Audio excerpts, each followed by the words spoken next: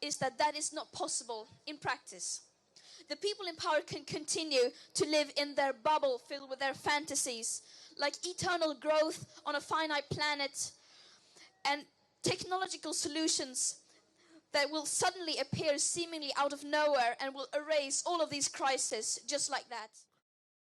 Antonis Mavropoulos, he's in the Greek capital Athens and is an advisor for the UN Environment Programme. Mr. Mavropoulos, thank you very much for joining us on the programme. I'm not sure if you're able to hear any of Greta talking there in Glasgow. She was as angry as I have seen her in quite a while. Do you think these large youth protests will have any effects on the leaders in that conference centre?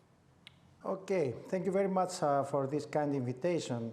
Let me start by saying that while everything around us shows clearly that we are beyond the end of business as usual, my feeling is that the COP26 was another business as usual COP, and the urgency of climate crisis is not manageable at the level of the global leadership. I'm really disappointing, and I want to join my voice with the voices that say that we are doing too slow and too late things.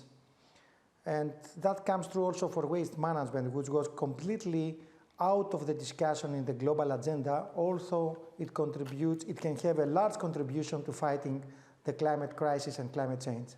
I mean, we can come on to waste management in a moment, but I mean, Mr. Mavropoulos, you say that the global leaders aren't up to dealing with this, but they're the ones who are in charge. So who's going to take the lead? Well, I think we need to forget the traditional top-down approaches. It's a new era in which bottom-up and top-down should be combined in a new way. And the COP26, as all the other COPs, is just a top-down approach that has been proven completely ineffective to tackle the climate crisis. So it's time for bottom-up, and it's time for a new global leadership that will go much beyond the current institutions. We need a completely new institutional structure to deal with global and planetary challenges like climate change. You mentioned waste management there, Mr. Mavropoulos. Just expand on that. Why do you think it hasn't been talked about at this particular COP? And what would you like to see done to try and clean up the planet in terms of the amount that humans throw away?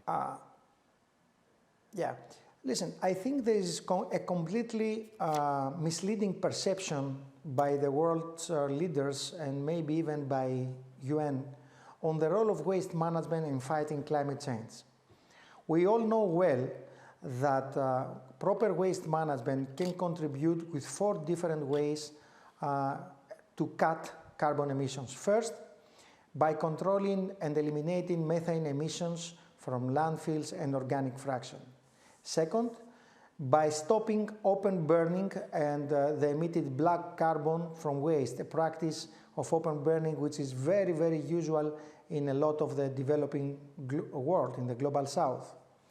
These two are the immediate emissions, and their own perception is because there is an old report that says that these emissions are something like 3 or 4 or 5% of the global emissions.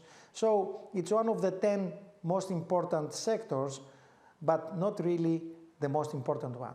However, besides these 2 ways, controlling the methane emissions and the black carbon emissions from open burning, there is a huge benefit from the circular economy of waste management, mostly by the recycling and waste prevention activities.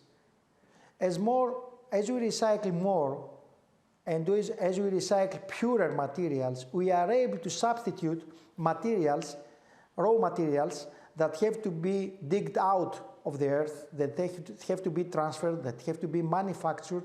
So the more we recycle, the more we substitute raw materials and fossil fuels with ready materials to be used. And this creates domino effects. And these domino effects, as an example, in the case of concrete, can reduce the overall carbon emissions by recycling concrete by 50 or 60%. So typically, yes, the emissions are about 4 to 5, the direct emissions.